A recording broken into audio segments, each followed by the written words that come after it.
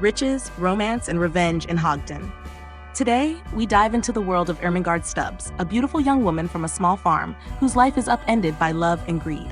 Between a wealthy, scheming suitor and a humble, devoted admirer, Ermengarde's path is anything but straightforward. Stay tuned to see how true love and hidden gold shape her destiny.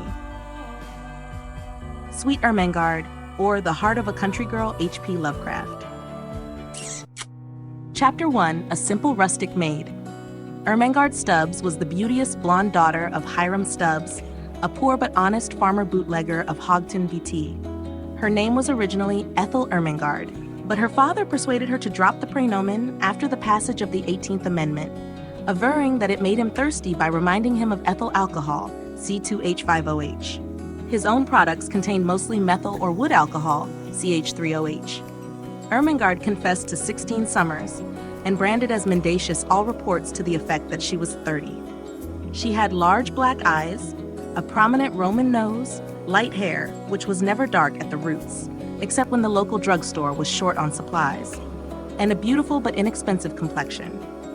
She was about 5 feet 5.33, in tall, weighed 115.47 pounds on her father's corn scales, also off them, and was adjudged most lovely by all the village swains who admired her father's farm and liked his liquid crops. Ermengarde's hand was sought in matrimony by two ardent lovers. Squire Hardman, who had a mortgage on the old home, was very rich and elderly. He was dark and cruelly handsome, and always rode horseback and carried a riding crop. Long had he sought the radiant Ermengarde, and now his ardor was fanned to fever heat by a secret known to him alone. For upon the humble acres of Farmer Stubbs, he had discovered a vein of rich gold. "Aha!" said he, "I will win the maiden ere her parent knows of his unsuspected wealth, and join to my fortune a greater fortune still." And so he began to call twice a week instead of once, as before. But alas, for the sinister designs of a villain. Squire Hardman was not the only suitor for the fair one. Close by the village dwelt another, the handsome Jack Manley, whose curly yellow hair had won the sweet Ermengarde's affection when both were toddling youngsters at the village school. Jack had long been too bashful to declare his passion, but one day while strolling along a shady lane by the old mill with Ermengarde, he had found courage to utter that which was within his heart. "O light of my life," said he, "my soul is so overburdened that I must speak. Ermengarde, my ideal," he pronounced it ideal, "life has become an empty thing without you. Beloved of my spirit, behold a suppliant kneeling in the dust before thee. Ermengarde, O Ermengarde, raise me to an heaven of joy and say that you will someday be mine. It is true that I am poor, but have I not youth and strength to fight my way to fame? This I can do only for you, dear Ethel. Pardon me, Ermengarde, my only, my most precious." But here he paused to wipe his eyes and mop his brow, and the fair responded, "Jack, my angel, at last. I mean, this is so unexpected and quite unprecedented. I had never dreamed that you entertained sentiments of affection in connection with one so lowly as Farmer Stubbs' child. For I am still but a child. Such is your natural nobility that I had feared, thought, you would be blind to such slight charms as I possess, and that you would seek your fortune in the great city, there meeting and wedding one of those more comely damsels whose splendor we observe in fashion books. But Jack, since it is really I whom you adore, let us waive all needless circumlocution. Jack, my darling, my heart has long been susceptible to your manly graces. I cherish an affection for thee. Consider me thine own, and be sure to buy the ring at Perkins's hardware store, where they have such nice imitation diamonds in the window. Ermengarde, me love. Jack, my precious, my darling, my own, my God. Chapter 2, And the villain still pursued her. But these tender passages, sacred though their fervor, did not pass unobserved by profane eyes. For crouched in the bushes and gritting his teeth was the dastardly Squire Hardman. When the lovers had finally strolled away, he leapt out into the lane, viciously twirling his moustache and riding crop, and kicking an unquestionably innocent cat who was also out strolling. "Curses," he cried. Hardman, not the cat. "I am foiled in my plot to get the farm and the girl. But Jack Manley shall never succeed. I am a man of power, and we shall see." Thereupon he repaired to the humble Stubbs cottage, where he found the fond father in the still cellar washing bottles under the supervision of the gentle wife and mother, Hannah Stubbs. Coming directly to the point, the villain spoke. "Farmer Stubbs, I cherish a tender affection of long standing for your lovely offspring, Ethel Ermengarde. I am consumed with love and wish her hand in matrimony. Always a man of few words, I will not descend to euphemism. Give me the girl, or I will foreclose the mortgage and take the old home." "But sir," pleaded the distracted Stubbs while his stricken spouse merely glowered, "I am sure the child's affections are elsewhere placed." "She must be mine," sternly snapped the sinister squire. "I will make her love me. None shall resist my will. Either she becomes my wife or the old homestead goes." And with a sneer and flick of his riding crop, Squire Hardman strode out into the night. Scarce had he departed, when there entered by the back door the radiant lovers, eager to tell the senior Stubbses of their newfound happiness. Imagine the universal consternation which reigned when all was known. Tears flowed like white ale, till suddenly Jack remembered he was the hero and raised his head, declaiming in appropriately virile accents, "Never shall the fair Ermengarde be offered up to this beast as a sacrifice while I live. I shall protect her. She is mine, mine, mine, and then some. Fear not, dear father and mother-to-be. I will defend you all.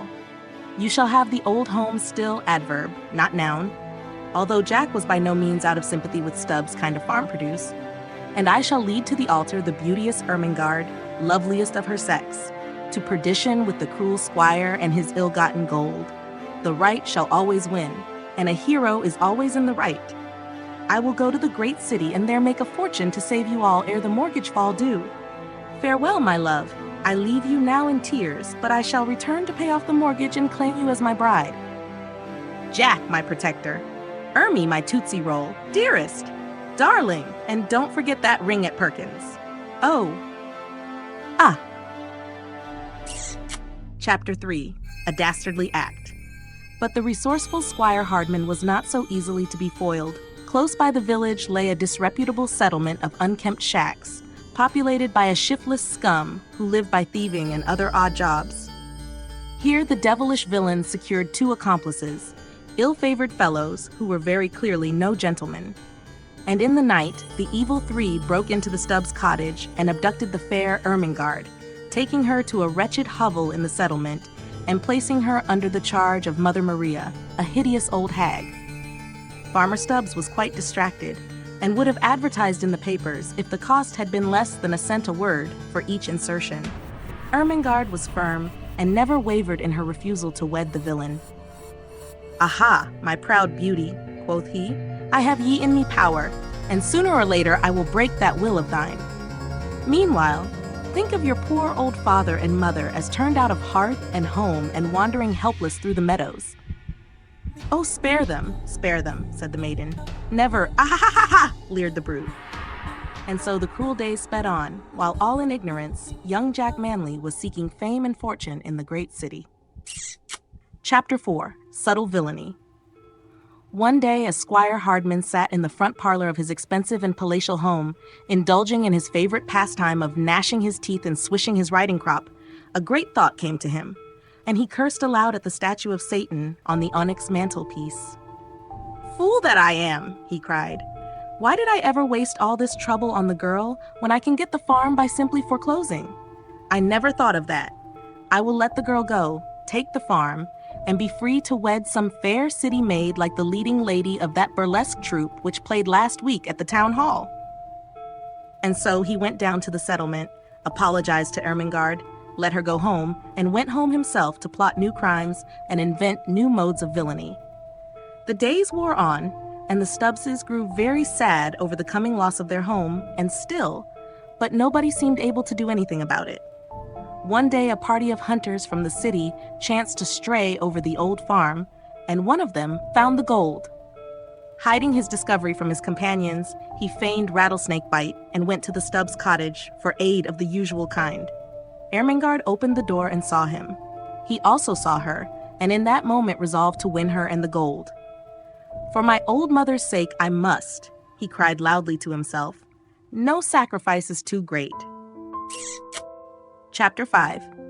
Algernon Reginald Jones was a polished man of the world from the great city, and in his sophisticated hands, our poor little Ermengarde was as a mere child. One could almost believe that 16-year-old stuff. Algie was a fast worker, but never crude. He could have taught Hardman a thing or two about finesse and chiking. Thus, only a week after his advent to the Stubbs family circle, where he lurked like the vile serpent that he was, he had persuaded the heroine to elope. It was in the night that she went, leaving a note for her parents, sniffing the familiar mash for the last time, and kissing the cat goodbye. Touching stuff. On the train, Algernon became sleepy and slumped down in his seat, allowing a paper to fall out of his pocket by accident.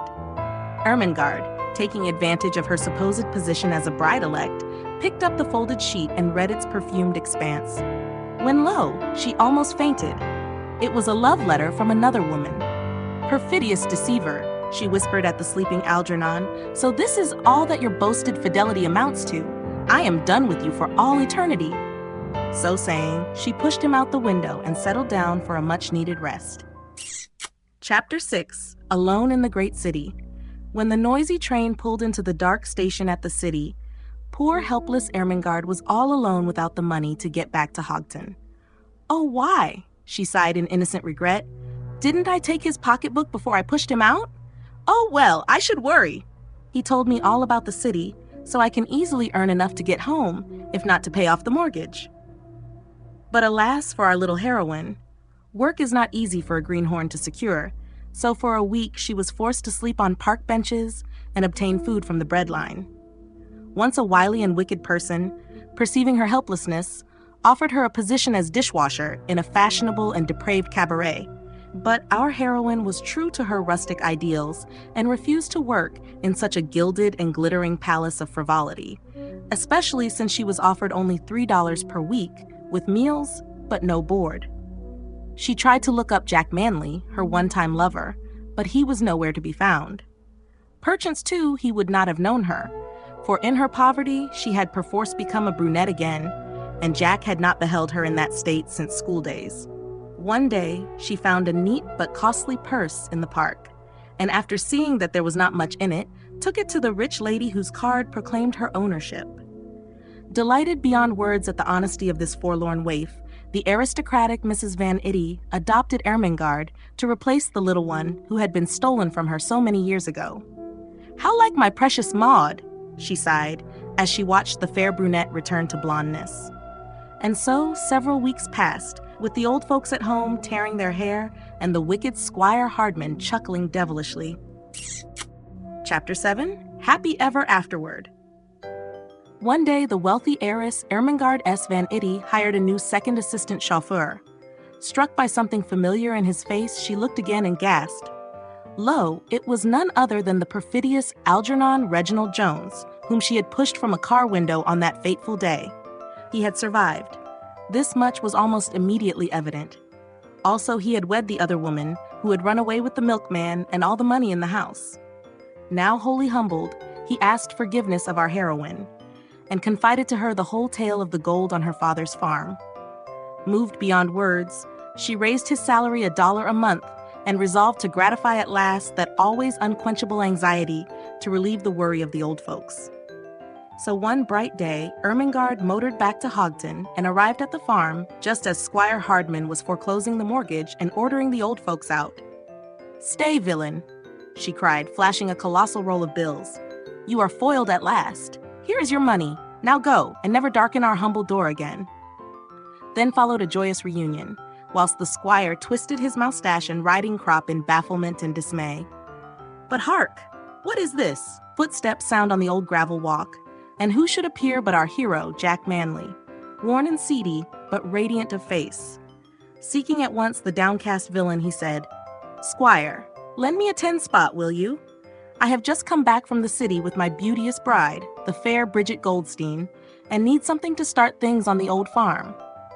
Then turning to the Stubbses, he apologized for his inability to pay off the mortgage as agreed. "Don't mention it," said Ermengarde. "Prosperity has come to us, and I will consider it sufficient payment if you will forget forever the foolish fancies of our childhood." All this time Mrs. Van Itty had been sitting in the motor waiting for Ermengarde, But as she lazily eyed the sharp-faced Hannah Stubbs, a vague memory started from the back of her brain. Then it all came to her, and she shrieked accusingly at the agrestic matron. You, Hannah Smith, I know you now. 28 years ago, you were my baby Maud's nurse and stole her from the cradle. Where is my child? Then a thought came as the lightning in a murky sky. Ermengarde, you say she is your daughter. She is mine. Fate has restored to me my old shield, my tiny Maudie. Ermengarde, Maud, come to your mother's loving arms. But Ermengarde was doing some tall thinking. How could she get away with the 16-year-old stuff if she had been stolen 28 years ago? And if she was not Stubbs' daughter, the gold would never be hers. Mrs. Vanity was rich, but Squire Hardman was richer. So, approaching the dejected villain, she inflicted upon him the last terrible punishment. "Squire, dear," she murmured, "I have reconsidered all. I love you and your naive strength. Marry me at once, or I will have you prosecuted for that kidnapping last year. Foreclose your mortgage and enjoy with me the gold your cleverness discovered. Come, dear." And the poor dub did. Sweet Ermengarde took us on a comedic journey filled with exaggerated characters and humorous situations. The tale's charm lies in its playful critique of romantic and melodramatic conventions. As Ermengarde navigated her way through love and schemes, we were reminded that laughter and resilience can conquer all.